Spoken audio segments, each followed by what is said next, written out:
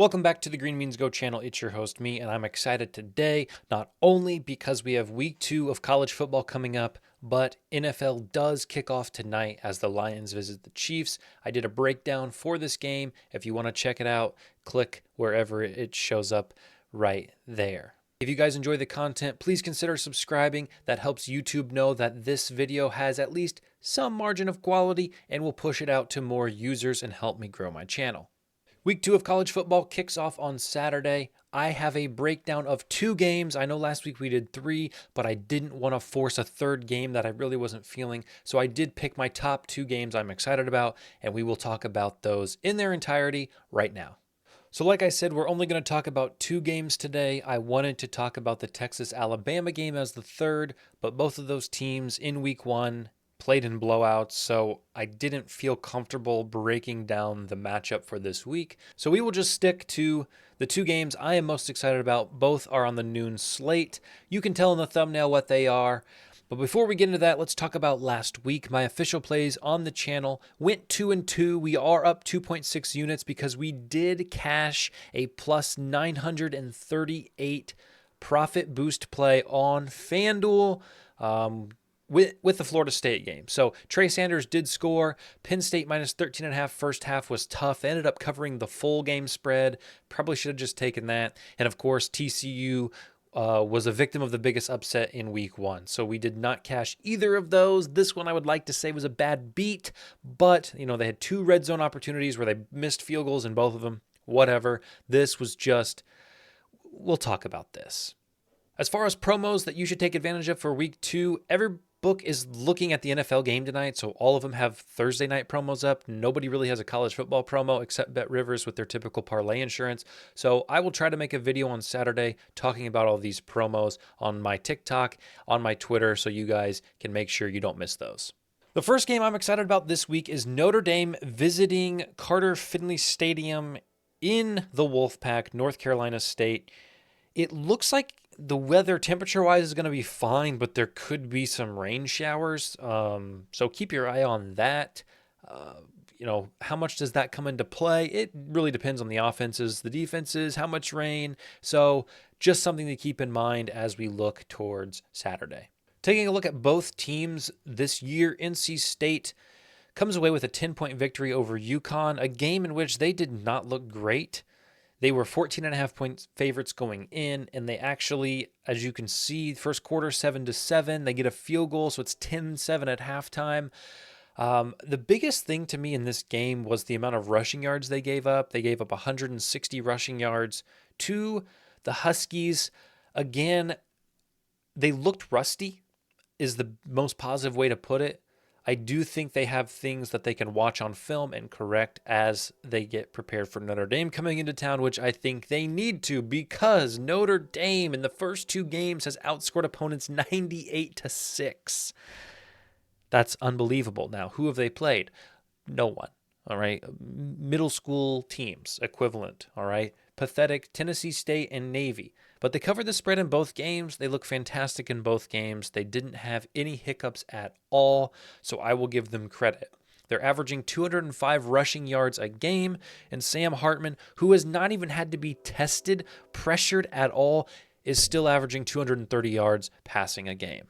Some key details that I am looking at in review, and again, this is a small sample size. We're only looking at 1 week for NC State, 2 weeks for Notre Dame, so I'm taking all of this with a grain of salt. But no, North Carolina State's offense did not have a play over 20 yards last week. Again, like I said, their defense didn't look that good, and their offense certainly didn't look much better. The biggest producer on their offense was their quarterback and his rushing ability, which is something that I'm not sure will be able to be replicated against this Notre Dame defense, but time will tell.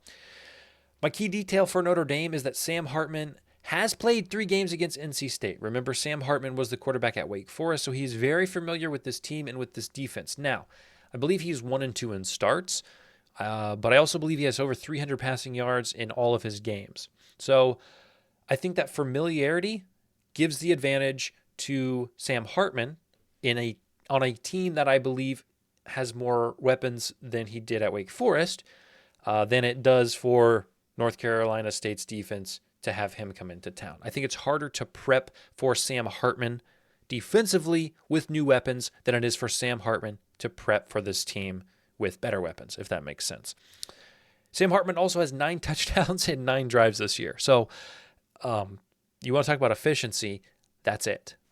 As far as the numbers go, I was shocked, a little bit shocked to see this only at 7.5. I would have put this probably closer to 9.5 myself. Notre Dame is a minus 285 favorite on DraftKings. That is the best odds for Notre Dame's money line. If you like the Wolfpack in this one, which I do not, FanDuel is going to be the best place to bet them. Like I said, it's a 7.5 point spread. I would have thought this would be closer to 9.5, just based on what I've seen so far this year, which, granted, is not a lot. If you like Notre Dame to cover that spread, FanDuel is the best spot at minus 104. And the over-under is 51, which I don't have a lean either way. I think that's probably right on the number. And now for some bets I like. I'm just going to go ahead and say this. I know I've talked about this in the past videos. If I put it on this, it's an official play that's going to be tracked. I realize that timing is everything in sports betting, but I just want to make sure that I am not having to do extra work on the back end saying, here's some bets I like, and then going out and tweeting game day, well, I'm actually going to play this. I think that's confusing for the viewer. So what I put here are my official tracked plays. So Notre Dame minus 4.5 first half spread I love. I think they'll come out hot. I think they'll come out controlling this game. And I think North Carolina, we saw them get off to a slow start last week. I think it will be much of the same, even though they are at home, a little more comfortable. But I like Notre Dame minus 4.5 in the first half. As far as some player props, I'm looking at Jayden Thomas over 54.5 yards. I think, if anything, Sam Hartman's going to have to throw more this game. And we've seen Jayden Thomas go over this total twice already, both games. He's had 62 and 64 yards this year. And he's done that, sure, against no competition. So you could argue it's easier. But I could also argue it's a little more irrelevant because the amount of times they had to pass was certainly less. Sam Hartman didn't even play hardly in the second half of last week's game. So it seems as if Jayden Thomas has emerged as Sam Hartman's favorite target. So we will say that over 54.5 is a good bet on Jayden Thomas receiving yards. And Audric Estime over 77.5 yards is probably my favorite bet on this list. He's had 100 yards in each of his games. He's looked fantastic. And this NC State defense proved zero to me that they could stop the run. So give me Audric Estime over 77.5 yards in this one. Okay, I lied. He had 95 against Navy. Close enough. All right, let's do it. Let's talk about it. The game that probably everyone is most excited about across the nation, probably the game people who don't even like football are excited about, or at least have heard about, is Nebraska visiting Colorado. It's going to be 84 degrees. It's going to be perfect weather. It's going to be in Colorado, whatever. Let's talk about it. Let's talk about it. And before we start, I'm just going to say this. Call me a hater. I am not believing yet. I don't believe yet. And I know that that's going to be pushed back on. Well, how can you? I'm going to explain why. So let's just talk about it. We'll start with Nebraska last week. They were a plus 7.5 dog against Minnesota. They come into Minnesota. They hold Minnesota to 13 points. And they end up losing the game by 3, 10-13. They made mistakes. We'll just say that, okay? They had 4 turnovers in the game, and they had double the penalties that Minnesota had, and they only lost by 3 as a 7.5 point dog. They should have won the game, okay? Anybody who watched that game probably would have said, oh yeah, Nebraska should have won that game. So that's that, okay? I'm fired up. I'm sorry. I'm fired up right now. I need to relax. We can just have a conversation, all right? So for all intents and purposes, Nebraska looked good last week, and they made some errors that cost them. Now, again, this was a night game on the road versus a Big Ten rival, right? That's a fantastic showing, a fantastic outing for them. The good for the team was they rushed for 181 yards, and they passed for 114. They didn't really need to pass. The rushing was working. They have a dual threat quarterback in Jeff Sims who loves to run the ball, so they were able to do what they needed to do on the ground. They also allowed only 251 yards of total offense. That is incredibly small in the NCAA. Holding your opponents to under 300 yards is great. Almost under 250 is fantastic. So, especially on the road versus a rival when you're a 7.5-point dog. Okay, do you get what I'm saying here? Nebraska looked good. So, let's move over to Colorado. Colorado was a 20.5-point underdog versus TCU. They win the game outright, 45-42. But I do want to talk about some negatives from that game. Because had they lost that game, I don't think we would be talking about them. If they lose this game 49-45, people say, oh, man, Colorado showed up. Good for them. That's it. The hype would not be near this much. Wins create the hype. I firmly believe that. Colorado loses it. Colorado covers the spread, but lose. Who cares? We give them their credit and we move on. But because they win the game, we freak out. We're blowing the top off of it. Deion Sanders, we're bowing at his knees. All right? Is he the second coming of Christ type business? Guys, let's slow down. Because here is what I want to say. They allowed almost 300 yards rushing. So we look at a team in Nebraska who didn't allow hardly over 250 yards total, and Colorado allowed more just rushing. They also allowed 541 yards of total offense. That's insane. That's unbelievable. Okay? And I think people are forgetting in this game, Chandler Morris threw 2 red zone interceptions. TCU missed a field goal. This game should not have been where it was. All right? Colorado, this is the sorry. I'm sorry. I'm just this is my true self. This is my true analysis coming out. I'm worked up. All right. I don't know what I hate more than people getting more hype than I believe they deserve. If there's something that's not getting hype that I think should, I don't get this worked up. I'm like, time will tell. You'll see. It's worth it. But when teams, players, things are getting more hype than I believe they deserve, it riles me up. All right. Colorado, or we'll say this, TCU had 11 possessions in that game. 8 of them went to the red zone. 1 of them was a missed field goal.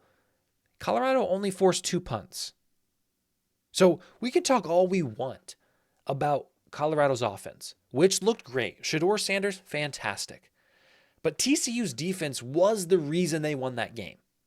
Period. The reason Colorado won that game was because TCU was bad more than because Colorado was good. And that is a hill I will die on, and I think it is a hill you will see this week. So let's talk about it. The moral of the story, the bottom line is this right here. Everything had to go wrong last week for Nebraska to lose, while everything had to go right for Colorado to win. Do you understand what I mean? Okay? Chandler Morris doesn't throw one of those picks, they lose the game. Especially he doesn't throw 2 of them. They hit the field goal, different story, right? Colorado converts a 4th down, massive play, where Travis Hunter comes up and grabs the ball with a defender in his face, okay? And that's another thing I want to talk about. Travis Hunter, sure, he's him. He's a dog. He's this. He's that. I respect his play. But we are forgetting that this is a grueling sport. It's cute that he's playing both sides of the ball right now. Okay? Good for him. That's impressive. But it's not realistic. All right? It gets a lot of attention, but I do not see him holding up on both sides of the ball to the level that he was able to play versus TCU for the entire season. And here's the problem. Sorry, I've held a lot of this in. Here's the problem. If Travis Hunter gets hurt, tears his ACL this week, guess what just happened? Colorado lost their best defender and their best offender. If any other injury happens for any other team in the NCAA, in the National Football League, in the NBA, well, maybe not the NBA, they play both sides of the ball there, but in football, we know how often injuries happen, right? If Shedeur Sanders were to go down, they still have their best player on defense, right? If their running back, Dylan Edwards, goes down, they still have their best player on defense. But if Travis Hunter gets hurt, Colorado now loses their best player on both sides of the ball. That's not a good recipe. This guy looked great week 1, fresh week 1. I don't see that holding up. So, sorry, okay? Nebraska also played Thursday, which I believe helps them because they have extra rest in this one as they prep for Colorado. And Nebraska, I believe, has more to play for. You want to be the team that walks into the hype and then loses? No. You want to be the team that shuts down the hype. That's just human psychology. So I believe Nebraska will be playing this game like it's the biggest game of their year because they don't want to be the next victim of Colorado. They don't want to be the reason Colorado moves up in the AP rankings, which that's the other thing. Why are they ranked? Anyway, okay. I believe last week was more about TCU being bad than Colorado being good. I just think the defense shows up a little more. It's a different story. I also think that the emotional week and the pressure on this team is going to be evident. It is easy to walk into TCU when everyone's doubting you, when you're a 20-point underdog, play loose, play free, especially when the defense is not stopping you. But to have to come back home after everyone has been talking about you, after more people have bet on your team than have bet on any NFL combined, that's pressure. And I don't believe they're going to live up to it. So there you have it. Okay, so let's look at the numbers. And I do want to talk about this over here first. When this game was listed before the college football kickoff, Colorado was an 8.5-point underdog. When the game ended versus TCU, and they beat TCU, they were a 2.5-point underdog. So much money came in on Colorado at that point over the next week that Colorado is now a 2.5, almost, actually, you know what? They're a 3.5-point favorite. That is an insane swing. That does not happen ever in a situation like this. Nobody got hurt. Okay? There's no breaking news. It's just a team who had a good week against a bad defense. And now they go from an 8.5-point underdog to a 3-point favorite. That's an 11-point swing. That's 2-possession swing. Be careful. That's all I'm going to say. So Colorado is a minus 150-ish favorite. Nebraska is a plus 140 underdog. If you want to take Nebraska, take them at Caesars at plus 140, but I wouldn't take them yet. I'd wait until Saturday at 11:30 a.m. because Colorado is only going to get more action. I'm surprised it's floated to this key number of 3. If this touches 3.5, I don't think it will because I think there's enough sharp action out there that once this touches 3.5, it's going to get bet back down because I think it's ridiculous that this is done what it's done. So the total is between 58 and 59, which I think is also pretty fair.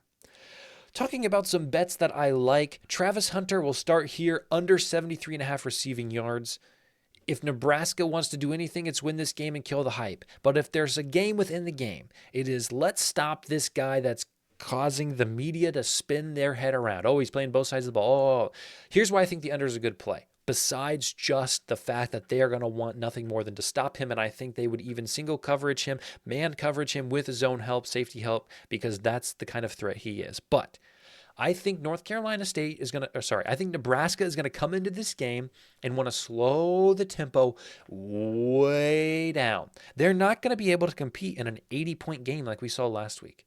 So when they have the ball, I expect them to drain the clock and I expect them to run. We saw that Colorado could not stop the run last week. And when you have a dual threat quarterback in Jeff Sims, it's going to be even harder to stop the run. So I think this under bet for Travis Hunter is more about opportunities than anything. I think that Colorado is going to have much less possessions and successful possessions than they did last week. So under 73.5, I think is a fantastic bet for a market that is exaggerating the value of this player, especially in this spot. Sticking with Colorado, you can get their under 30.5 team total at minus 105. It's the best odds by far. FanDuel has this at minus 125, and every other book is sitting at 29.5 points. So I realize that 30 may not be the keyest number of them all, but I think that is a fantastic price for a team that just allowed Minnesota 13 points in a game. It's TCU's defense that was the problem, so I think that is a fantastic bet on DraftKings. Jeff Sims, over 64.5 rushing yards. I don't need to explain this. Also, him to score a touchdown anytime. Last week, against a much better defense in Minnesota, he had 19 carries, 91 yards. I think all he is going to do is run his own read, is going to hand it off and let his running back, Irwin, I believe, run the ball. And if he's not running it, Jeff Sims is going to run it. I don't mind either of their overs, but I think Jeff Sims over is the play here. And again, like I said, him to score a touchdown. So those are my best bets for this week. These are the two games I'm most excited to watch. As always, I appreciate you guys coming by. Strap in at noon on Saturday. It's going to be a fun ride.